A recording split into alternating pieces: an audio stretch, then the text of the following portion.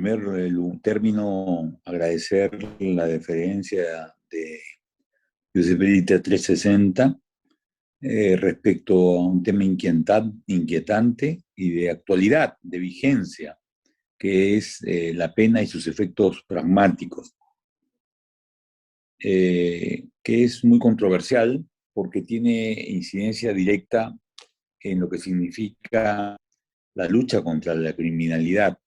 ¿Cómo debe hacerse esta? Desde los años 80 del siglo pasado, había la pregunta de si debíamos ser muy efectivos en la persecución del delito, al punto de que sacrifiquemos el aspecto garantista de los derechos fundamentales, ¿no? Está en mi retina todavía ese ejemplo de aquella época en el que para perseguir a un terrorista que se metía en un edificio, la policía volaba el edificio con todos los habitantes del mismo. Claro, lograbas aniquilar a un terrorista, pero a costa de muchas vidas, ¿no? ¿Qué tipo de sanción, qué tipo de pena, cómo se legitima esta? Son preguntas vigentes hasta el día de hoy. ¿Qué está pasando con la cárcel? ¿Qué es la pena? ¿Cuál es su rol y finalidad dentro de un Estado de Derecho? La pena ha sido, desde el punto de vista teórico, tratada muchísimo, ¿no? Kant, Hegel, eh, el aspecto de la retribución, de la ley del talión, se enfrascaron en aspectos de que la pena estaba sustentada en sí misma, ya sea de un aspecto moral, ya sea de un aspecto personal, ya sea de un aspecto institucional. En sí misma, la pena está fundamentada en la culpabilidad, fundamentada. Y ahí viene la gran pregunta. Si está fundamentada, como lo dice Jacobs, en la culpabilidad, no es que no significa que sea la culpabilidad el límite de esa pena, ¿no? Y viene la gran pregunta, si estoy en un estado arbitrario, ¿qué significado tendría esta?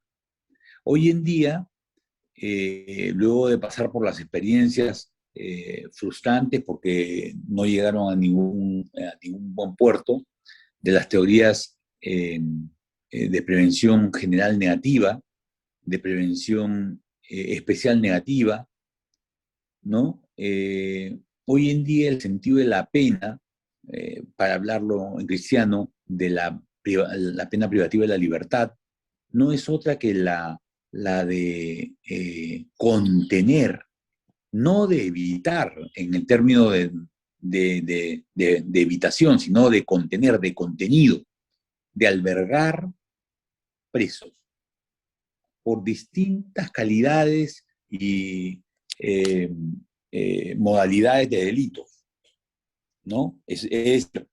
La pena privativa de la libertad y la cárcel en lo específico tienen una finalidad que no va más allá de recluir al preso. El problema es que eso nos permite olvidarnos del preso por algunos años y claro, la moda hoy día es la de aumentar las penas, ¿no? La de ser muy drástico con las penas. Y claro, si nosotros inclusive estamos pensando en reducir la mayoría de edad de 18 a 15 años, el mercado carcelario se va a incrementar. El problema es qué está pasando dentro de las cárceles. ¿Qué está pasando dentro de las cárceles? Porque ese preso, así lo condenemos a 20, 30 años, va a salir en algún momento. Pero la experiencia carcelaria es tan traumática que lo va a alejar definitivamente de los cánones sociales. Es decir, ese preso va a dejar su humanidad y se va a convertir en un manimal. Manimal puesto en libertad, porque ya más tiempo no lo puedes retener en la cárcel. Y cuando salga de la cárcel, lo que va a hacer ese preso es desplegar esa violencia que la sociedad en su conjunto le ha destinado esos 20 o 30 años de manera diaria y consecutiva. Entonces, nosotros implementamos un sistema violento y la cárcel nos devuelve personas violentas. Y si digo personas, es mucho decir, no por rebajar el nivel, sino porque la cárcel degrada a tal nivel que la condición de persona y la condición de ciudadano, yo creo que llega un momento en que se olvida. ¿En qué consiste el fin preventivo general y especial de la pena? ¿Cuáles son sus diferencias? A ver, tradicionalmente el fin preventivo estaba postulado para antes de que se cometa un delito, ¿no? Entonces está el fin preventivo negativo, con la ilusión de que te intimide, ¿no? La pena te intimide. Te pongo 20 años de pena privativa de la libertad si matas. 30 años de pena privativa de la libertad si robas con consecuencia de muerte, y etcétera, ¿no? O hasta cadena perpetua. Entonces, la ilusión es que el delincuente, ¿no? El delincuente se asuste, se intimide y diga, ah, no, con esa cantidad de pena yo no voy a cometer el delito. Pero claro, eso es un pensamiento muy naif, muy inocente, porque cuando el delincuente tradicional comete o perpetra un delito, primero lo hace drogado. Y baste los ejemplos múltiples de que cuando detienen a un asaltante, a un sicario, y revisan su vehículo, encuentran drogas, encuentran alcohol, y eso no es parte del decorado interior del vehículo, sino es parte de cómo el delincuente se ha previsto de esos elementos previos para darse más fuerza y no arrepentirse y no tener dudas en la acción que vaya a realizar. Entonces, frente a una persona en tal situación, drogado, tomado, etcétera, es difícil, pues, de que racionalice la pena, ¿no? Por un lado. Por otro lado, ¿con cuánto de pena te intimido? Es la pregunta vigente. ¿Con cuánto? A mí me dicen, vas a pasar una Mancón 1, Mancón 2, y yo me asusto terriblemente, ¿no? Otros necesitarán 2 días, otros varios años, en fin. Pero la pregunta es, ¿con cuánto de pena?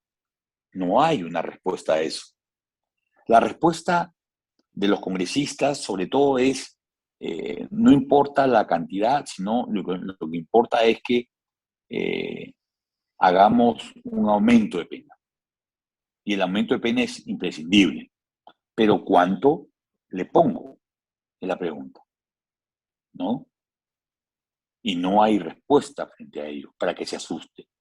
Eso es la prevención general negativa. La positiva, la tradicional, es también romántica en el sentido de que la idea es que el delincuente tenga en cuenta que detrás de cada tipo penal hay un valor que preservar, un derecho fundamental que con el delito se afecta. Y la idea es que la pena lo haga reflexionar a tal punto de que integre, por eso se llama integradora también, integre ese valor a su accionar y que no realice el delito. El delincuente no está pensando en educarse socialmente respecto a los derechos fundamentales que afecta con su accionar, ¿no? En los tipos penales. Entonces, de ahí que es muy romántica esa forma de pensar. Y ha fracasado. Una versión más moderna son las versiones de la vigencia normativa y el restablecimiento de la norma con la pena. El problema, si uno toma la versión de Jacob, es, como dije antes, de que la pena es el fundamento, la culpabilidad es el fundamento de la pena.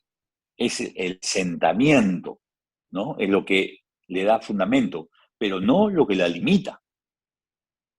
Y entonces, si no la limita, yo puedo poner por robar un celular 30 años de pena privativa de la libertad, porque político criminalmente me parece que hay que ser drástico, pues, como dicen varios congresistas y políticos, de que no quiero de que mi sociedad se hurten o roben celulares, ¿no? El asunto es que eh,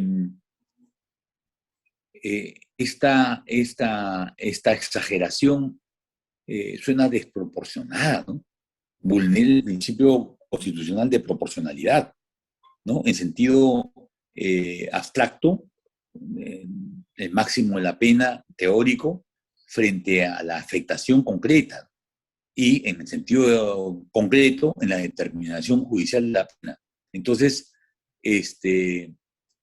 si yo defiendo una posición como la de Jacob, estoy realmente dando, me parece, un salto peligroso para invitar a los que siguen en una exageración de aplicación de la pena privativa de la libertad. Sin embargo, sí tiene varios seguidores neoretribucionistas que están de moda hoy en día, ¿no? Mandalich plantea de que es importante decirle a los ciudadanos que cuando nacen con ciertos deberes. Tú sabes que todo nace de la determinación de deberes positivos y deberes negativos, con que el ciudadano se desarrolla y se desenvuelve en la sociedad. Entonces, estos deberes son los que marcan la pauta de cómo debe proceder un determinado ciudadano. Ahora, ¿cómo delimitas qué deberes tiene uno y otro ciudadano? Porque hay deberes que tienen algunos que no tenemos otros. Por ejemplo, el médico no puede abandonar a una persona que necesita auxilio sanitario. Tiene que intervenir, tiene el deber de garante de intervenir. Este deber de garante no es igual al deber de cuidado que fundamenta un aspecto del tipo objetivo de la culpa o la imprudencia. Es diferente. Por otro lado, tenemos las posturas también, digo yo, asentadas en un criterio muy humanista, pero de otro lado, que no ha tenido resultados, ¿no? Me refiero a la propuesta de von Lis y el programa de Marburgo. El problema es que la prevención especial trata de responder a la pregunta de qué hacemos con el condenado, que tiene que ir preso. Y el condenado que tiene que ir preso tiene algunas alternativas. La primera es si es posible resocializarlo, rehabilitarlo y reincorporarlo a la sociedad, ¿no? Eso es para determinados delitos. Y hay otros en donde yo me resigno a que no es posible rehabilitarlo, resocializarlo, reincorporarlo a la sociedad y por lo tanto solamente me limito a inoculizar a ese sujeto. Ahora, ¿qué significa inoculizar? Aislarlo, aplicarle un sistema burniano, ¿no? Es decir, un sistema en el que esté recluido en una celda y tenga media hora de patio, ¿no? Que sea aplicado a varios de nuestros presos más famosos. Pero con ese régimen penitenciario, lo único que notamos, además que ha fracasado en su versión negativa de inoculización y en la versión positiva de resocializar, rehabilitar, reincorporar, lo primero que había que hacer es definir esos términos. ¿Qué cosa es? Y hasta el día de hoy no se ha logrado definir. Pero lo que es peor, no se han logrado resultados positivos.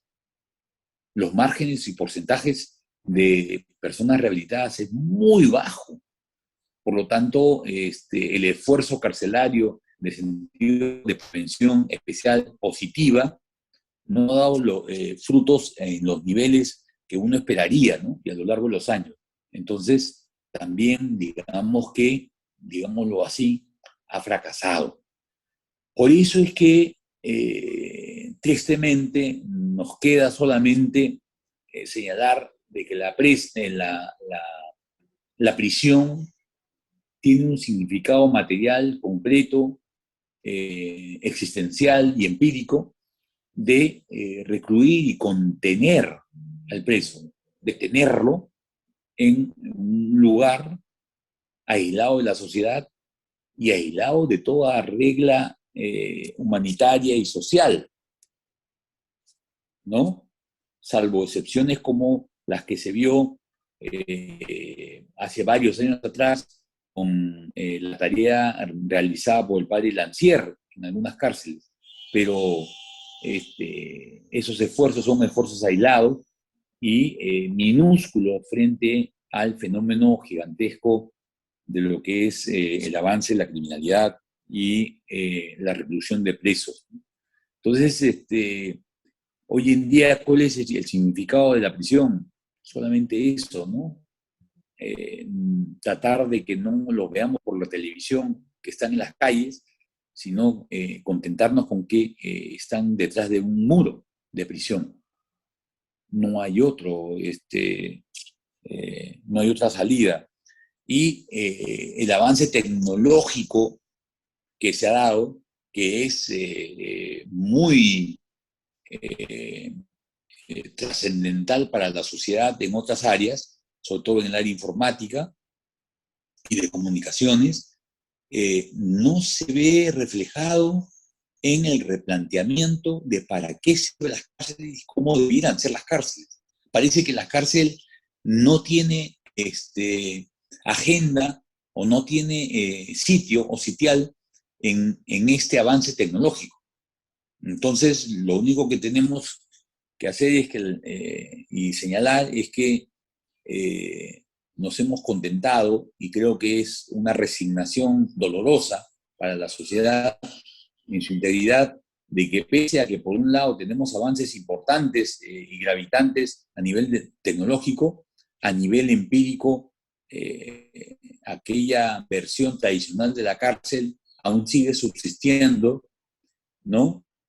A costa de la vergüenza ciudadana, ¿no? Y de las sociedades en sus distintas formas y manifestaciones. ¿Hay algún límite para los fines preventivos, ya sea general o especial? Más que todo para los legisladores, que en su discurso mucho hablan de aumentar la pena, ¿no? Para que los delincuentes dejen de cometer delitos. Primero doy el aspecto teórico y luego doy un ejemplo que siempre lo menciono en clases. En el aspecto teórico, creo que el límite a la actuación del Estado de cara a la legitimación de su intervención es el respeto de los derechos fundamentales establecidos y recogidos en la Constitución. ¿Cómo se ve esto? ¿Cómo se materializa esto? Voy a dar un ejemplo negativo. Hace muchos años atrás, una congresista postulaba la castración como sanción penal para los violadores. Y el debate se centró en señalar si esta castración debía ser una castración física o debía ser una castración química, ¿no? La física era mucho más barata, la química implicaba un gasto adicional permanente, porque solamente mientras se inoculaba el inhibidor, podíamos hablar de algún tipo de resultado.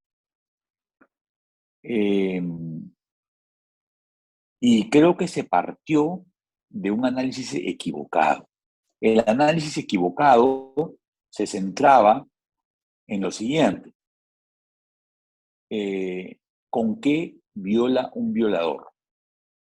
Si la respuesta era con los órganos genitales, entonces tenía sentido hablar de una supuesta castración, sea química o sea física. Pero el violador actúa con la violencia que está en el cerebro, ¿no? El violador actúa con esa violencia. Entonces, lo único que vas a lograr castrando, sea física o químicamente, al violador, es frustrarlo más y azuzar más esa violencia. ¿Y qué va a pasar con esa persona que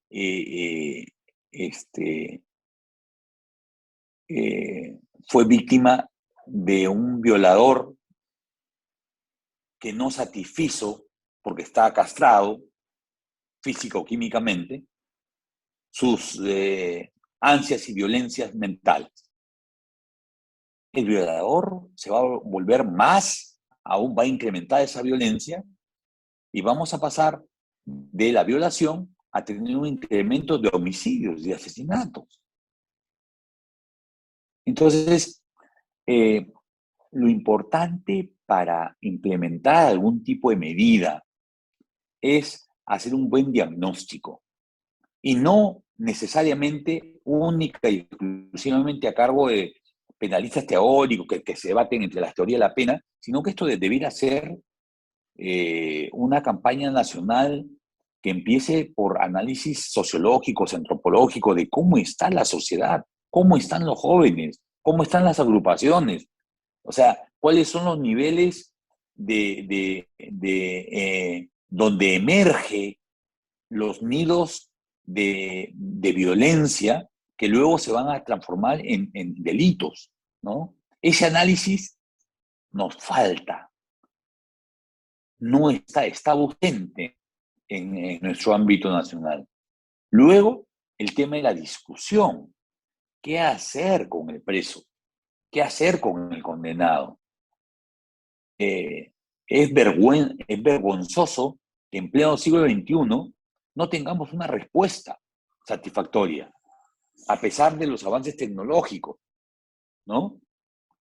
Sigamos respondiendo como en 1700.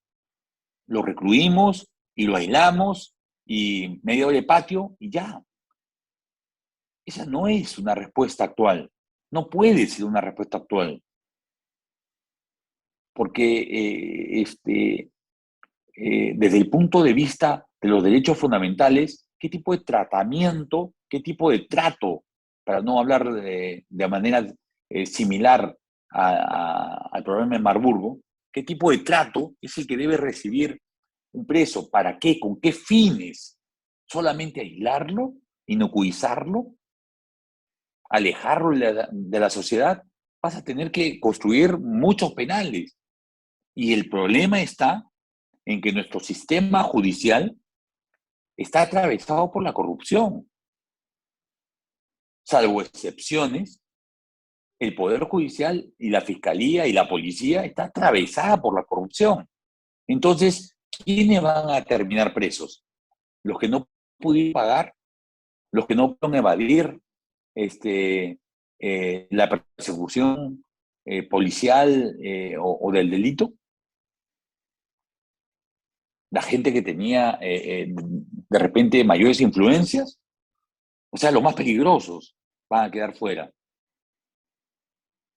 Entonces, ¿de qué estamos hablando, no? Tenemos que crear y pensar de que la cárcel es la punta del iceberg, pero en realidad, respecto a un sistema penal, no una modificación de una ley, no un decreto supremo que hable de la reclusión carcelaria y el tratamiento de los presos al interior. No eso, sino es un replanteamiento. ¿La pena privativa de la libertad tiene algún objetivo? Y si lo tiene, ¿cuál es el objetivo? ¿Para qué existe? ¿No? Basta ya del fraude de etiquetas, de decir de que sí, pues la pena privativa de la libertad es una amarga realidad, es una necesidad, un mal necesario, etc., etc. Basta de eso, ¿no? Porque con eso, en realidad, lo que hacemos es eludir la respuesta. ¿Qué hacemos con los presos? ¿Qué estamos logrando contener presos en la cárcel? ¿Hay algún análisis? ¿Hay de algún tipo, psicológico, antropológico, sociológico? ¿Hay alguno? No lo hay, porque a nadie le interesa, el preso no vota, ¿no? El preso no es atractivo para eh, las, eh, las encuestas o para eh, las expectativas políticas y para las elecciones, ¿no? Nadie habla de eso, pero es un, es un síntoma antidemocrático de que esa minoría no es tomada en cuenta en la sociedad, ¿no? Entonces, yo creo que es urgente que en la universidad, y por eso es que este tema resulta de vital importancia y lo toca Joseph Veritas 360 de manera impostergable, me parece vital, ¿no? Me parece importante, vigente, que se plantee y que se debata, ¿no? Celebro de que esta revista haya tomado eh, eh, a, al toro por las astas, haya tomado la temática y la haya puesto sobre la mesa, porque ya es momento de hacer algo, ¿no? No podemos continuar volteando la cabeza frente a una problemática que nos avergüenza, ¿no? Como sociedad. No tenemos una respuesta. Entonces, ¿no sería constitucional inocultar al delincuente? ¿O existen delitos que podrían legitimar esta práctica? Cuando hubo el debate de implementar, tú sabes que en el Perú, con el Código Penal vigente, la pena privativa de libertad empezó en un máximo de 20 años, luego 25 años y ahora es indeterminada, ¿no? ¿No? Hay la pena de cadena perpetua. Entonces, y eso a sabiendas de que el máximo de años que admite estabilidad emocional y personal de un sujeto en una cárcel es 15 años.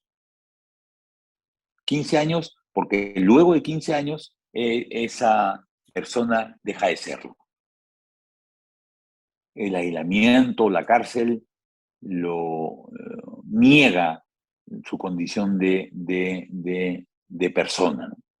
Y ya después de 15 años, esa persona pierde el contenido humanitario y empieza a convertirse en lo que yo llamo en manimal. Entonces, hubo la discusión de si era constitucional implementar la cadena perpetua.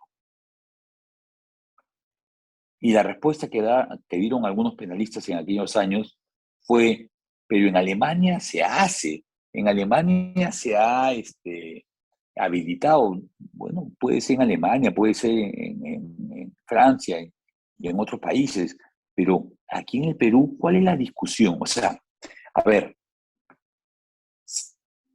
yo creo que importante es crear un derecho penal peruano, ¿no? Sobre la realidad peruana. No puede ser que exista una cadena perpetua y la Constitución siga diciendo que de los fines de la pena privativa de la libertad es la resocialización, la rehabilitación y la reincorporación del preso a la sociedad. O sea, ese mandato constitucional no encuentra sentido, me parece, en penas como la de cadena perpetua, ¿no? ¿Cómo vas a plantear la cadena perpetua, que es legítima, si es que el mandato constitucional es imposible de alcanzarlo en una pena de la categoría de la cadena perpetua? ¿Cuál es tu objetivo entonces de la pena privativa de la libertad? El régimen carcelario no es rehabilitar, resocializar, reincorporar a la persona a la sociedad. Si es esa, imponiéndole una cadena perpetua, contradices ese postulado, ¿no? Ese objetivo.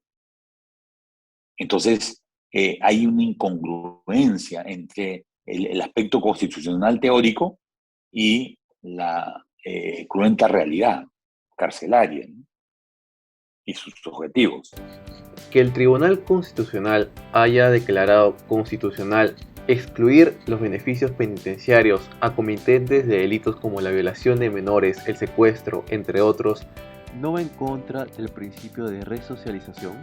Fíjate, estamos tan perdidos, estamos tan desorientados en el tema de para qué sirve la cárcel y la pena privativa de la libertad, que lo que hemos hecho a nivel constitucional penal es dar una versión, yo diría, en la línea de las necesidades empíricas, ¿no?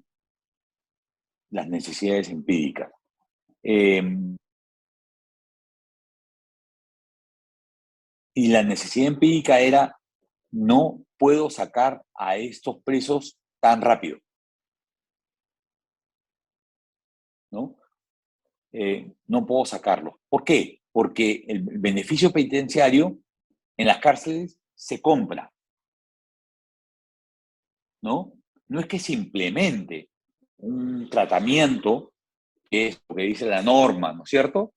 La realidad es que ese tratamiento y esos puntos de bonificación para alcanzar el 2x1, el trabajo, el deporte, el estudio de una profesión, etc., etc., de 5x1, de 2x1 o 3x1, ¿no? Son fórmulas que están sometidas al fraude, ¿no? Están sometidas, no son ajenas al fraude. Entonces, lo que se pensó dista mucho de lo que ocurre en la realidad.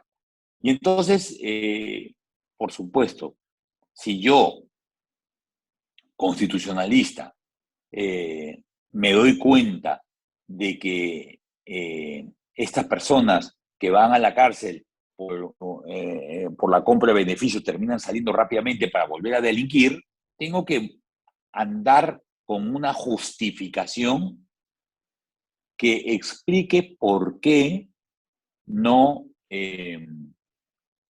no es inconstitucional quitarle los beneficios para ciertos delitos o crímenes o delitos graves, ¿no? Pero eso tiene una pregunta anterior, ¿no? ¿Por qué fracasa tu resocialización o tus programas de tratamiento de resocialización en la cárcel? ¿Por qué en el Perú no funciona? Y si la respuesta es porque está sometida a la compra o a la venta de los beneficios penitenciarios, entonces ataca el problema. Pero tú atacas el problema no por donde se origina, sino atacas el problema desde el punto de vista legal, ¿no? Tratando de justificar de que algunos merecen y otros no merecen ser rehabilitados. Con lo cual, la discusión constitucional es por qué unos sí y otros no.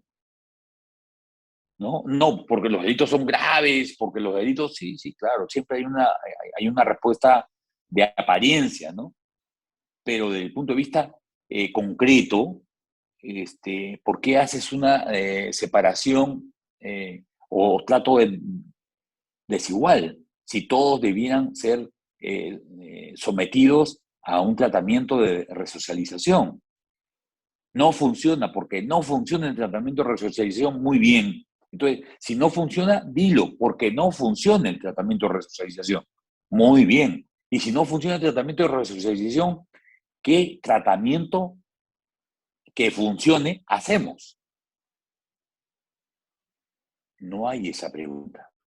¿Qué hacemos frente a la frustrante situación de que los tratamientos implementados en el Perú en lugar de que funcionen, han tomado una dirección del fraude y de la compra fraudulenta de esos beneficios. ¿Qué hacemos? Silencio. Esa pregunta no está en ninguna resolución del Tribunal Constitucional, menos aún la respuesta. Pero por ahí debiéramos empezar. No está la pregunta, porque de repente nos da miedo llegar a la respuesta, ¿no? No hemos hecho nada, no hemos pensado en nada como alternativa. Nada. Entonces, lo único que hago es dar una respuesta que aparente tocar el tema, pero que en realidad es una presentación decorativa de lo que debiera darse como respuesta. Pero el punto de la pregunta crucial es ¿por qué ha fracasado la resocialización, la prevención especial positiva? ¿Por qué? ¿Y por qué se ha fracasado hace muchísimos años atrás? No has creado un tratamiento alternativo o algo alternativo pese a los inmensos avances tecnológicos que han surgido en la sociedad. Seguimos con regímenes anticuados, seguimos con la onda retro a nivel penitenciario, ¿no? Entonces, yo no me guiaría, mejor dicho, yo no me guío por la respuesta que ha dado el Tribunal Constitucional, porque lo que está haciendo es un poco saliendo, tratando de dar un paso por encima de las personas que están heridas y requieren atención, por encima de la problemática, ¿no? Pero en realidad el tema, claro, lo que van a decir también en el Tribunal Constitucional es, a mí no me toca hacer, a mí me toca un poquito enfrentar el hoy día, pero el hoy día, la mejor forma de enfrentarlo, creo yo, es tocando la problemática frontalmente, ¿no? La cárcel solamente es un refugio de personas privadas de su libertad. Uno. Dos, y ante la ausencia de una autoridad que sea honesta o que tenga los lineamientos de saber por qué tiene bajo su custodia a los presos, porque tampoco ellos saben, solamente lo que saben es que no deben dejarlos escapar, está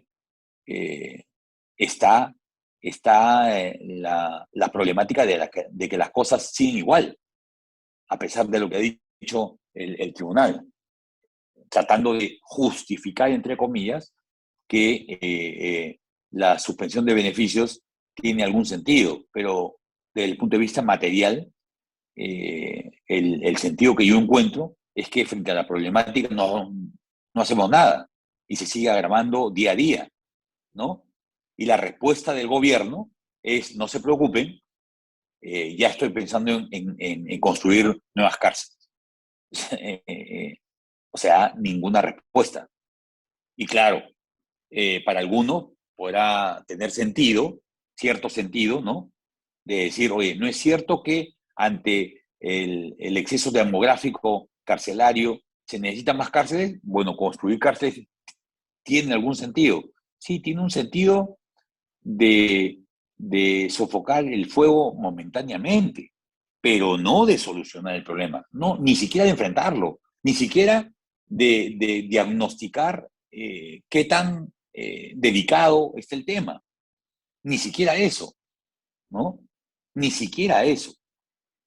Entonces, estamos administrando el problema y el daño colateral de la manera empírica que mejor podemos, y eso en muchos casos es desde el punto de vista lingüístico o retórico, pero no desde el punto de vista material de solución.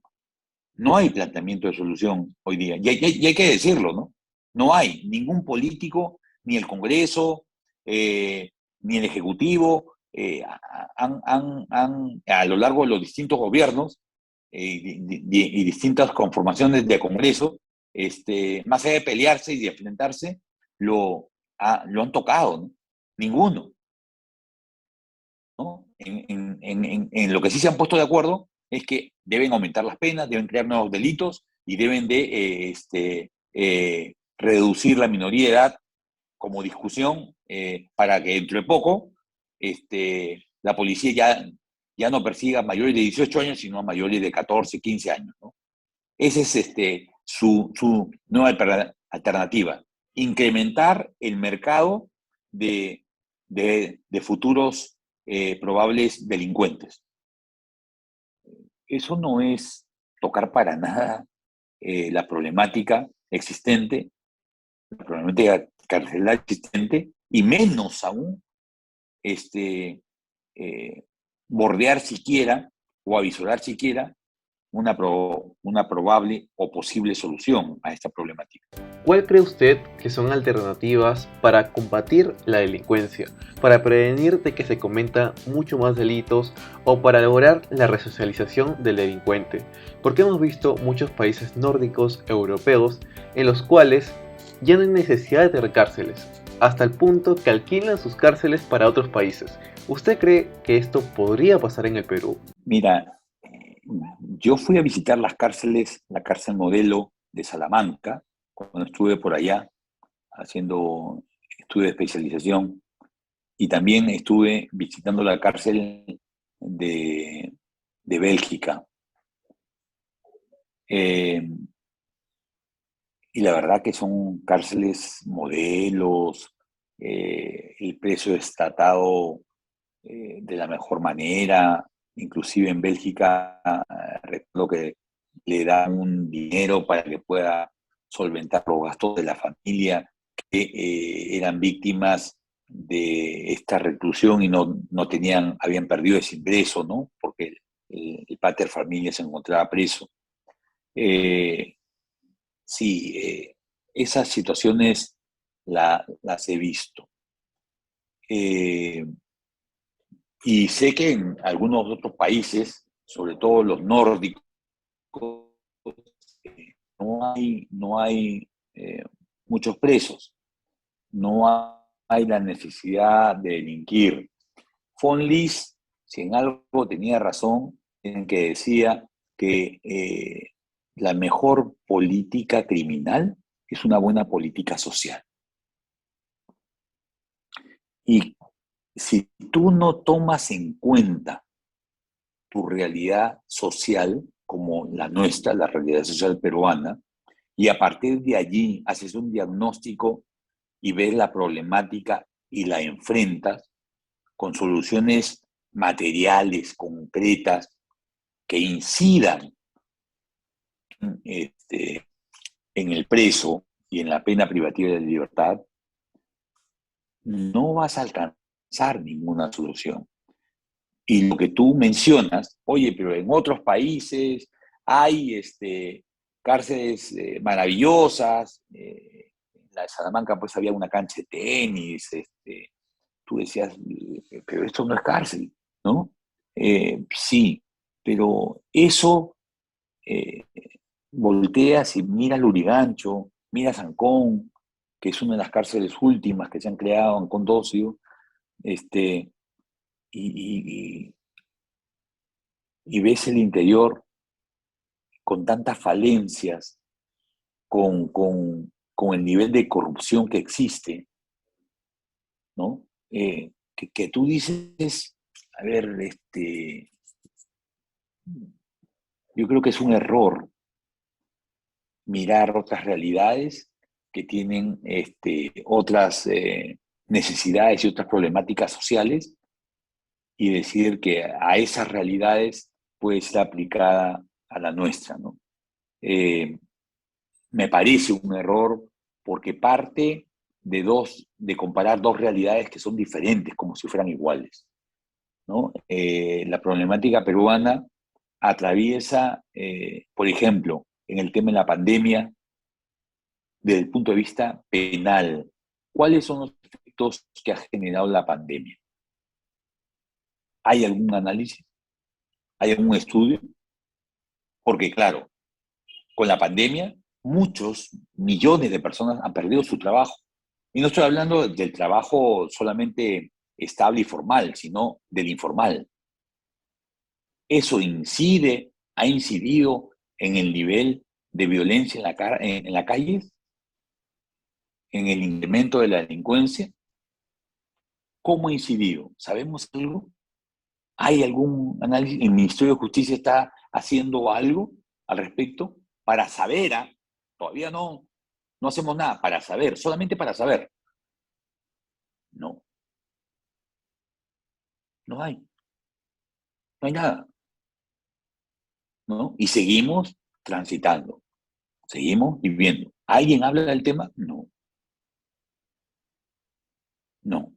Ahora, digamos, yo creo que nunca es tarde para empezar. Yo creo que nunca estamos en lo irreversible. Me parece que es importante darnos cuenta de la necesidad de hacer un diagnóstico acertado sobre nuestra propia realidad social. ¿Qué está pasando con nuestros jóvenes? Es otra de las preguntas importantes, ¿no? Y crear un sistema, de una vez por todas, un sistema penal, en donde el código penal tenga sentido o se hable, se condiga con el código procesal con el código penitenciario. Esto es, que el sistema de delitos previstos en la legislación penal tengan un correlativo en el proceso penal, y el proceso penal tenga un correlativo en los regímenes penitenciarios, para que se cree un sistema general sobre cómo preveo, cómo aplico y cómo ejecuto las penas. De no hacerse eso, de solamente seguir con lo que se está haciendo, parches legislativos, explicaciones que, claro, uno dice, bueno, sí, pues, me hace sentido que se diferencie la suspensión de los beneficios penitenciarios a delitos graves. Sí, porque se entiende, ¿no? Los delitos graves, pues, no deberíamos darles esa facilidad, sino más bien de que cumplan toda la extensión de su pena. ¿Para qué? ¿Para qué? ¿Para qué quiero que cumplan toda su pena? ¿Qué logramos con eso? Y la única triste respuesta es dejarlo más tiempo en la cárcel para que no me fastidien en la calle. O sea, es una respuesta política. Política, estrictamente política. No quiero que en la calle se vea asaltos, robos, marcajes, secuestros, etc. Y no es como dice el ministro de Justicia, que es una cuestión de percepción. ¿Cómo va a ser una cuestión de percepción si ni siquiera él sabe qué está pasando, ¿no? En mi suelo interior, ¿no? ¿Qué está pasando con la pandemia, ¿no? Y el trabajo. Entonces, si muchos han perdido su trabajo, ¿a qué se están dedicando? A tratar. ¿Hay un incremento de taxistas o hay un incremento de delincuencia? Entonces, yo creo que deberíamos partir por ahí. Nunca es tarde. Oye, pero no me gusta esa realidad. Es la nuestra.